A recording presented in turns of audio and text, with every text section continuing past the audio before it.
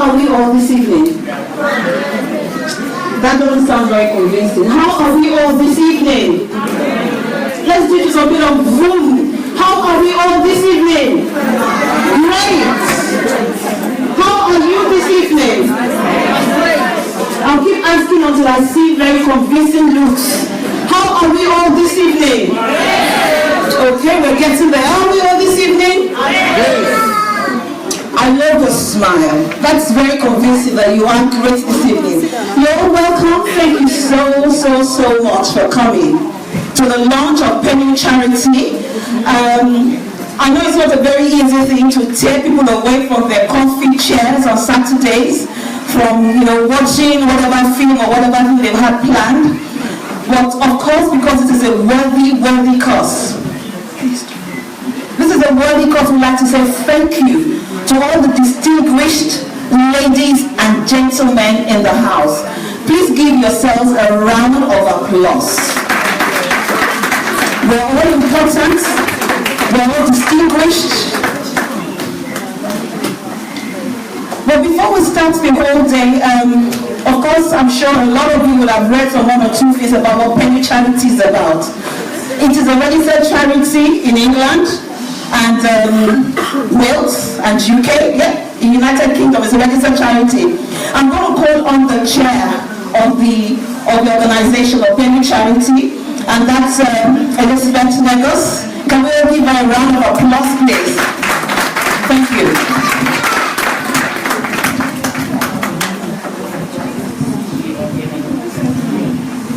Good evening, ladies and gentlemen, patrons, trustees, friends and family, distinguished guests. It is my honor and privilege to welcome all of you this evening to be here with us. I know that we all live very busy lives, and you've given up your Saturday to be here with us. So can I just extend a warm, heartfelt welcome to everyone, all the children, just everyone I'm seeing today. Thank you, welcome, and it's wonderful having you tonight. I stand here as chair of Pennu, and it seems fitting that I present to you succinct reasons why we should support this charity. Firstly, I will begin with myself. It's always good to use yourself as an example, so you are an example for others. I have seen my own family age. I have seen friends and family age. And as an observer, I can't help but feel an increasing sense of compassion and a deep sense of responsibility to care for them. To bring the matter close to home, for most, our parents, guardians, carers have worked tirelessly to give us the life we have today, a life full of opportunities, comfort, and privilege. Most of this has been done through a huge sacrifice. So, Pennu, when we think about it, we may not know Mama Pennu, but we are interconnected. And she is a lady who has sacrificed an awful lot in time, love, care to support and love Councillor Bright. One of the reasons why we are here is to celebrate the love of a grandmother, the love of a mother.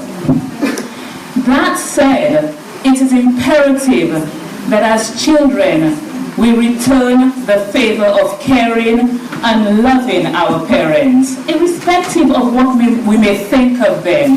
They brought us into this life, and we have this honor and duty to return that love to them.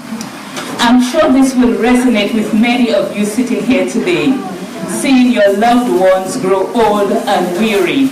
And it does come to a point where you feel that they can't do anything for themselves, and they rely on you and me to look after them. It's very, very important that we support this charity, Pennu, because it's in honor of an elderly lady who gave her life to help a daughter.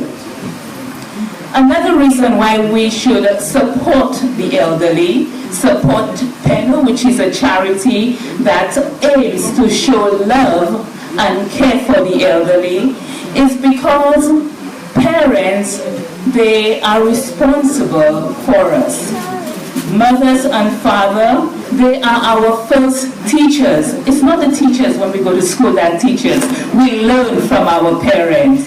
And because they are our first teachers, they instill certain values in us. And this goes a very, very long way. They teach us how to love, how to care, how to give. For the ladies in this room, and perhaps some of the gentlemen, your parents may have taught you how to cook, clean, and be very domesticated. And today you may be great husbands.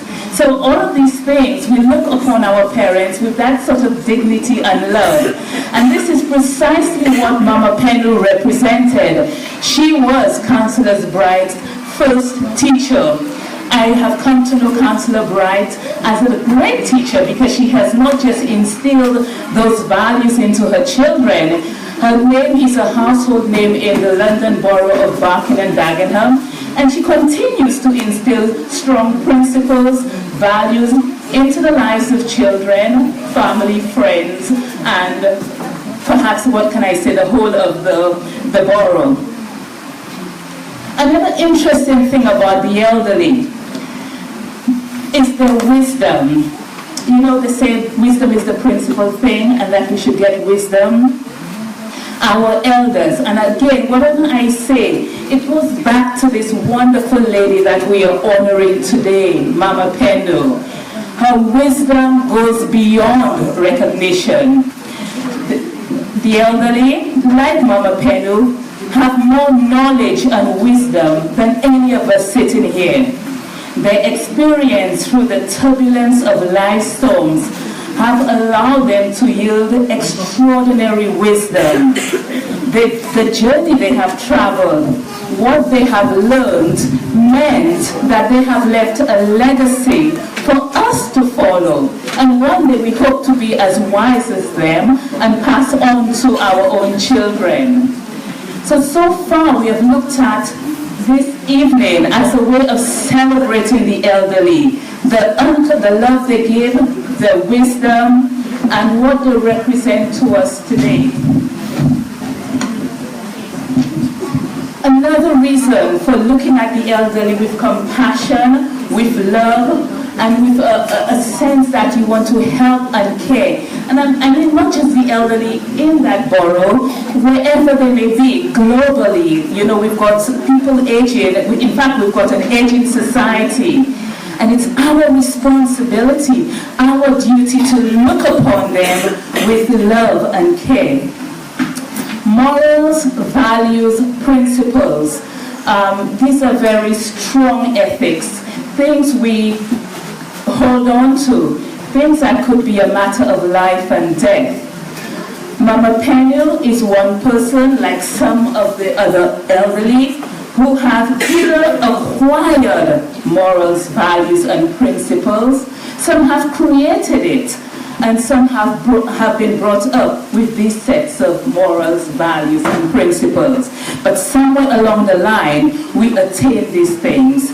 And again, you know, going back to Councillor Bright, you look at her and you can see where these morals, strong values and principles, how they've been instilled in her. We are reaping the benefits of this, by the way, so it's not just Councillor Bright. They may not apply to our own, but at the very least, we can see those values, the impact it has on their lives. We can learn right from wrong. We can have insight into the rules that govern our lives. And so often in my profession, I see when, you know, people take the wrong turn, and it could be quite costly. Sometimes it's just a matter of life and death. But just think how blessed, honored to have a grandmother who have instilled such strong moral values in you, to make you who you are, to make you stand up with a voice and identity. This is also important.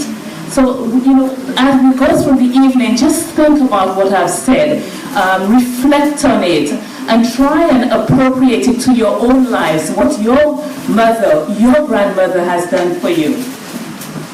They love us unconditionally. I know that for a fact. We could argue, parents, get upset with us, we may disappoint them. We may not marry the man or the woman that they have in store for us. But I can tell you one thing, underneath all of this, they would sacrifice their lives. They love us unconditionally. And that's perhaps how they are wired. This biological cord or non-biological cord cannot be broken. Finally, it's the sacrifice they make. In their youth, they give, they sacrifice time, effort, money, their comfort, so that we may be comforted. And all I can say in closing, it is now our time to make that sacrifice and give back to them what they have so willingly, unconditionally given to us. Ladies and gentlemen, thank you for listening and have a wonderful evening. Thank you.